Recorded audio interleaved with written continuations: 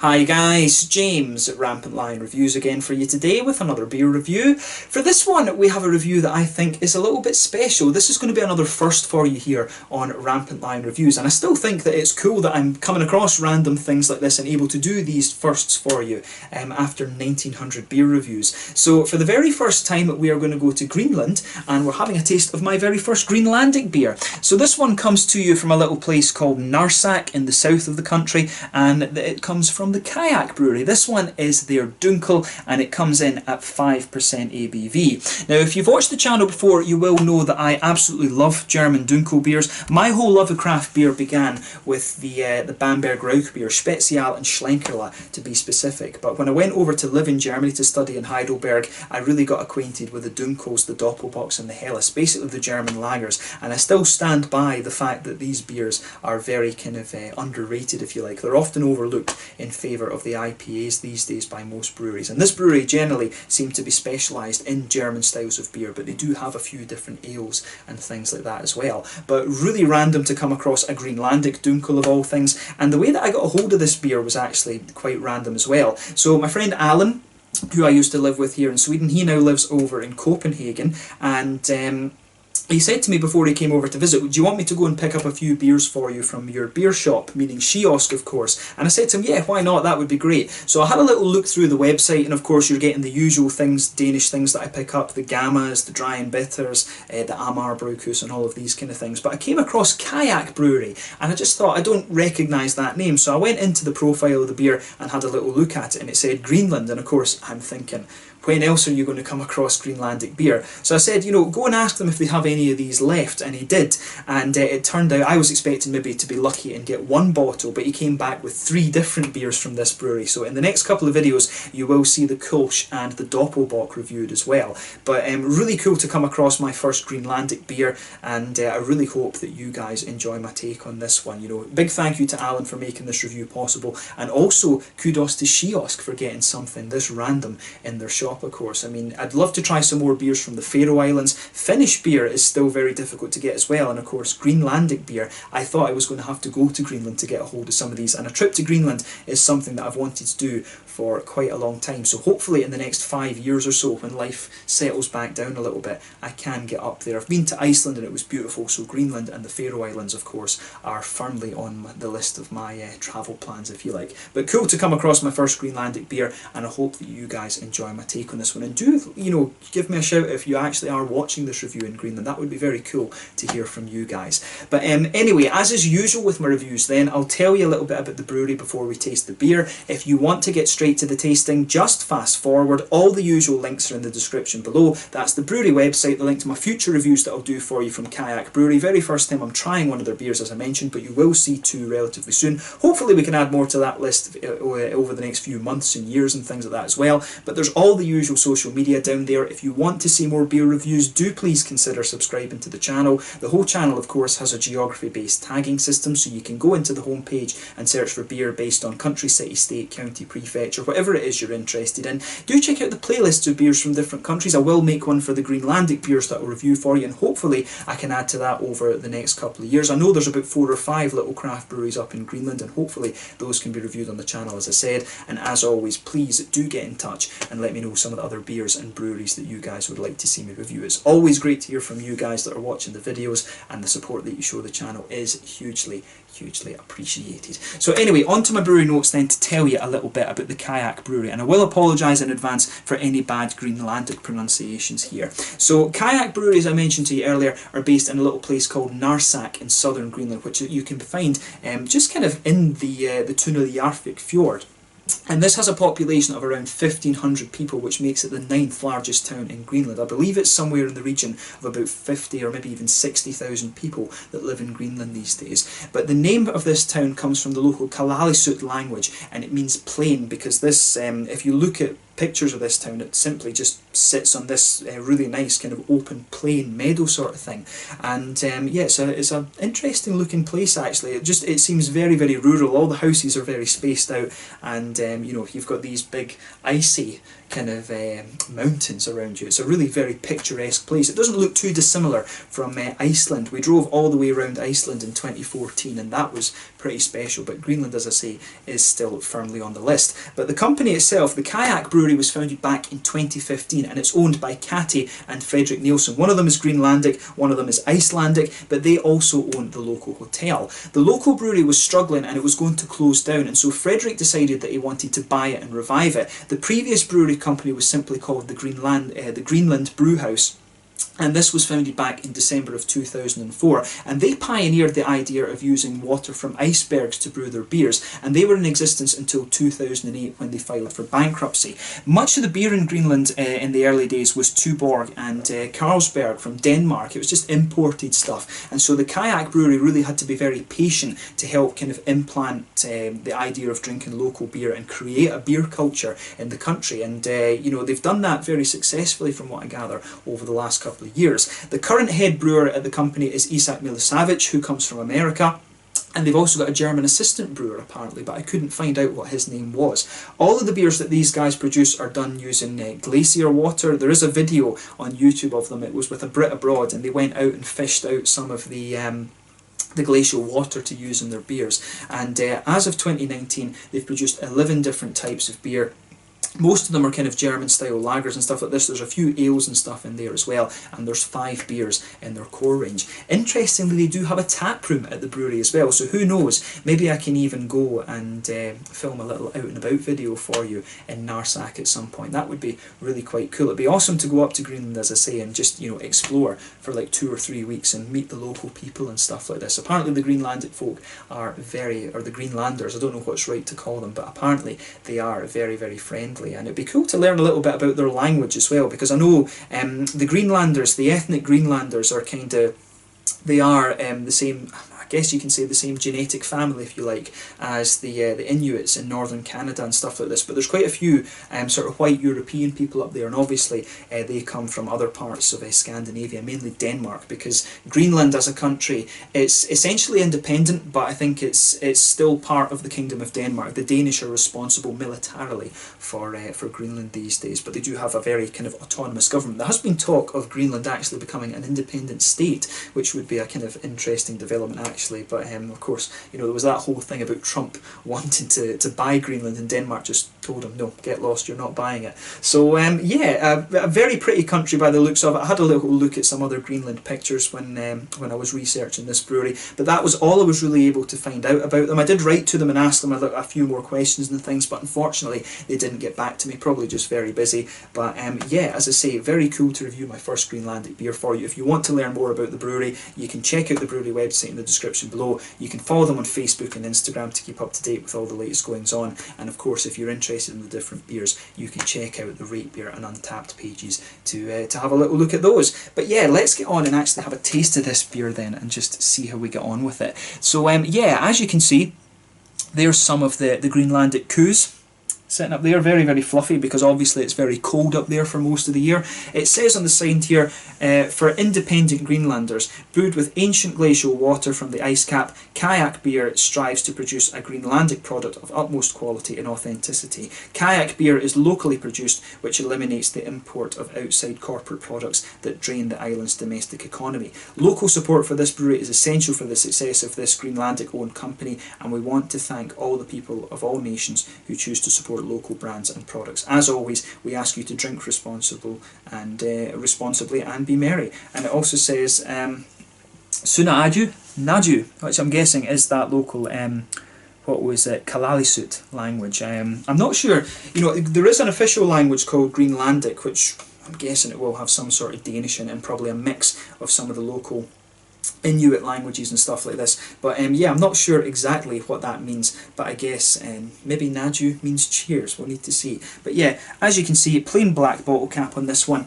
and this beer is in a 330ml bottle. So yeah, without further ado then, let's get this guy out and we'll get on with the tasting then. I'm really curious to see how this one turns out.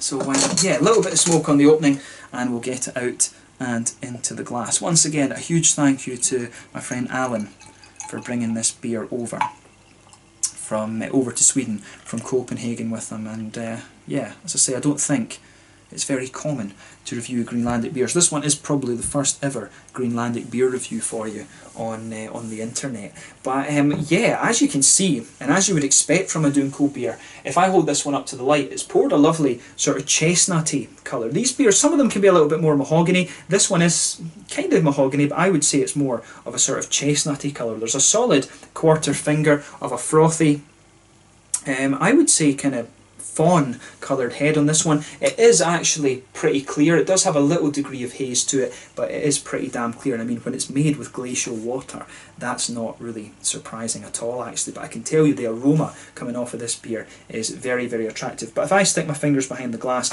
there is a good degree of transparency to this one, and you can see that head has just faded away to be a very thin sort of foamy layer. So yeah, one or two big bubbles sticking towards the side of the glass, but you can see little bits of carbonation just heading up towards the bottom of that head there. But overall, it looks pretty damn nice, and nothing overly surprising about this one when you consider what style it is. So yeah, let's take a closer look at that aroma then and just see how we get on. Oh, that smells really nice. This is definitely one of the more kind of brown, sugary and syrupy Dunkel beers that you're going to come across. So straight away with this one, you can kind of tell. I wouldn't be surprised if this beer's had a slightly longer boil, to be honest, because you can really just smell straight away with this one how caramelised the sugars are. Normally in a boil, you know, for a boil you mainly do like 90-minute boil, but if you put it a little bit longer, you'll get more colour to the beer, and the sugars will caramelise a little bit more. This beer really smells as if it's been brewed a little bit, kind of if it's been boiled a little bit longer. But it comes across as really authentic. So straight away you're getting some really nice kind of brown sugars at this one. It's got a little bit of that kind of treacly molasses sort of thing, very thick, syrupy, caramelised brown sugars to this beer. You've got a nice bit of that kind of brown bready quality that you would expect of a German Dunkel. It's like a sort of, it's almost like a little bit like a German rye bread, to be honest with you, but you can really feel that there, and it smells a little bit like the bread crust, like that fresh rye bread crust. That's really the kind of things that I'm getting out of this. You might get a little bit of a nutty kind of undertone to this beer, maybe a little hint of a woody note to the beer also, but definitely some nice biscuit, lots of brown sugars, a little bit of woody and nutty qualities I was saying, and some lovely kind of brown German bread in this. I wouldn't be surprised if this is Weirmann malt from Bamberg that they've used in this. And going by the hops, it will be Hallertau or Tettnanger that's in here. So you've got a little touch of that kind of smooth, slightly sweet earthiness out of the beer as well. Some nice kind of floral aromatic notes, not too pungent but nice and smooth at the same time, but at the same time quite bright, I have to say. And a little bit of that nice light grassy quality. You know, you expect these things from the German noble hops. Czech Satzen is very similar.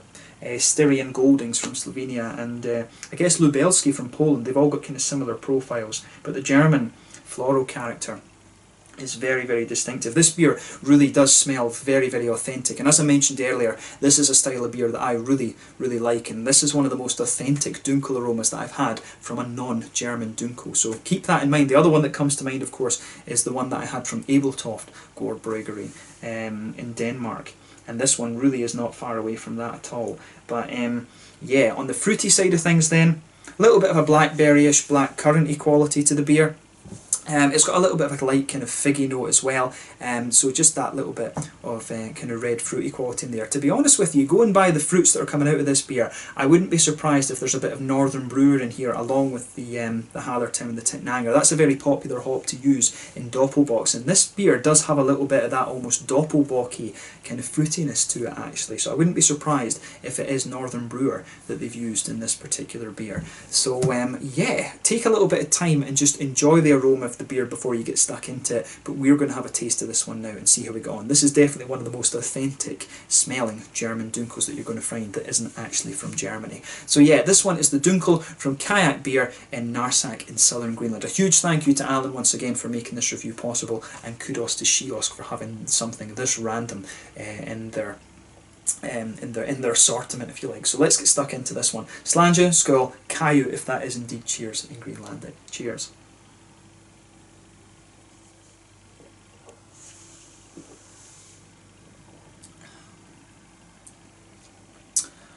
That is really pretty nice actually. This is a nice take on the Dunkel style, I'll say that straight away.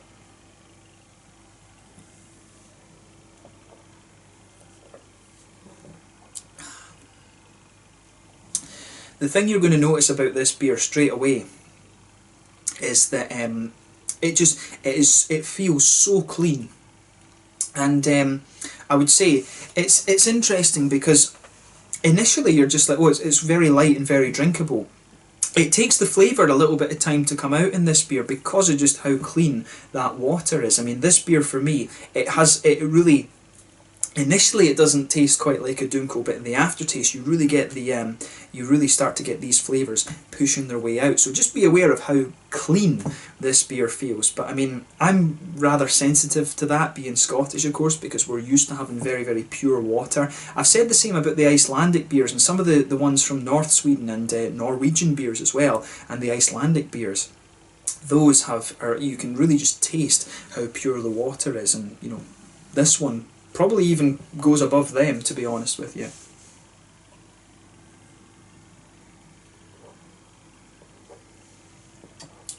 So yeah, that's a lovely take on the Dunkel, I have to say. The more you drink of it, the more your mouth adjusts to it, and you start to get these sort of authentic flavours. But in the beginning, it comes across as very light and very, very clean actually, which is great. I love this. I love trying different takes of some of my favourite beer styles from different countries. I enjoy doing the same with the Scotch ales. I love trying Scotch ales from different places. Incidentally, if there is a Greenlandic Scotch ale and you're watching from Greenland, let me know, because that's one I would love to try. But yeah, let's try and break the flavour of this beer down a little bit then. So in the middle of your palate, you're going to feel that lovely kind of brown bready quality. That just blankets the middle of your tongue and forms the backbone of the beer.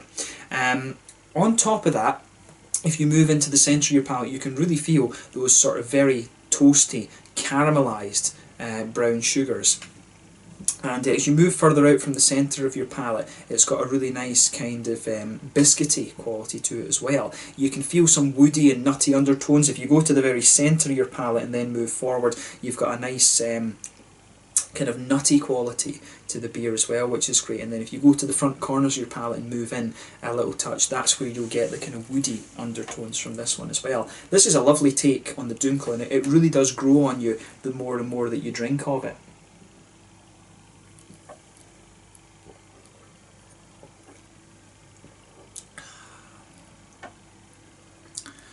Yeah,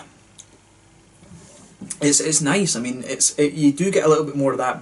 You can feel in the middle of your palate that the malty notes just dry out a little bit the further that you go into the aftertaste, and it becomes a little bit more kind of bread crusty and things. So yeah, I like how that goes together. I mean, the aftertaste of this beer really is very, very nice. It's the way that the flavours come out in this one that makes it different, but that flavour is really pretty authentic. So thumbs up to Qajaq Brewery for this. They pulled off the German Dunkel really nicely, and it really is quite well done. The thing that I should point out with this beer as well, because I often mention this in Dunkel reviews, you also have to think about the Czech Cherny, which is basically the same as the German Dunkel, but I would always say the Czech versions, the Czech lagers, are a little bit more bready. So the German ones are definitely a little bit more crisp, and kind of like this one, and the Czech ones are just that little bit more bready. But as I kind of referred to a second ago, this beer definitely fits into the more German kind of quality. So yeah, I've come across a few Dunkels here in Sweden that are a little bit more Czech in character, to be honest with you. But this one is the cleanliness and the crispness out of this beer definitely put it in the German category. So yeah.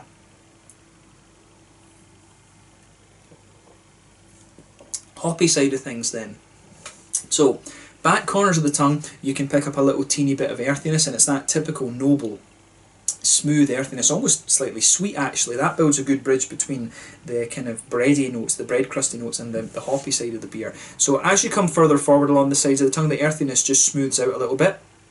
As you reach the front corners of the palate, it gets a little bit more kind of floral and aromatic, and then round the very front curve of the tongue, it's that little bit lighter and grassy. And I think the further you go into the aftertaste, you do feel the floral qualities of this beer just getting that little bit brighter. Behind the front curve of the tongue, of course, that's where you get that little oily bubble, where those juicy, fruity esters, pardon me, start to push their way out of the beer. So yeah, on the fruity side of things then, this is a little bit interesting too.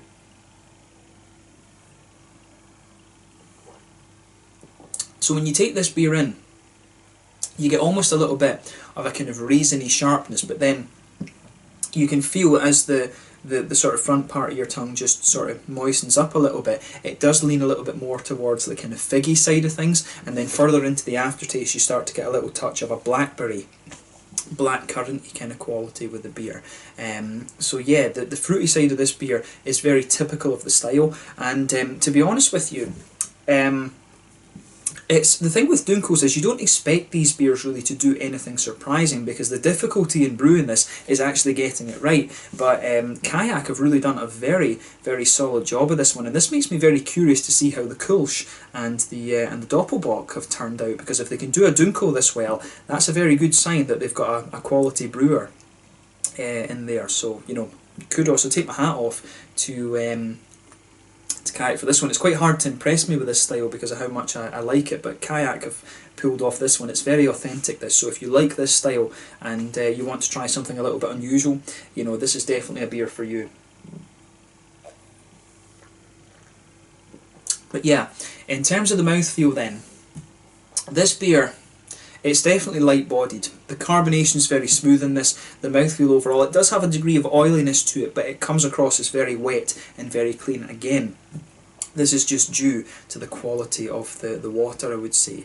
In terms of the hoppy bitterness in this beer, I think you'd be lucky to get 25 IBUs out of this. I think 20 at most, now that I think about it. In the malt base, it's got a good balance between being smooth and bready. There's also a little bit of a toastiness there. You will feel the middle of your palate dry out the further you go into the aftertaste, and it gives you a little bit of that almost toasty, bread crusty note. So there is a bit of dryness to the malt base, but it's got a good little bit of sweetness and those very thick caramelised brown sugars. The hoppiness is there, like I said, and you've got some lovely juicy fruity notes to this beer also. So yeah, this is just a beautiful example of the German Dunkel. It definitely fits into the German category rather than the Czech one because of how crisp it is and how clean it is, but it's an awesome take on the style, so you have to take your hat off to the brewery because it is a difficult style to get right, but they've done an awesome job. And this one really makes me look forward to the other beers that I've got to review from these guys. So yeah, let's just leave it at that for this. My first ever Greenlandic beer, one of my favourite styles, and it's turned out really quite nicely, so you can't really ask for much more, can you?